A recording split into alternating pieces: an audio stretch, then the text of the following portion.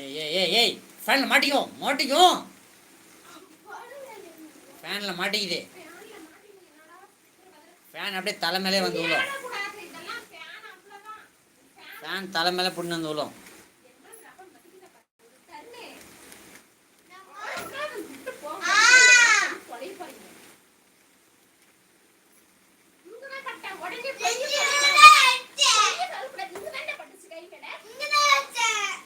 நீ மூடி எதுக்கு சுத்துற?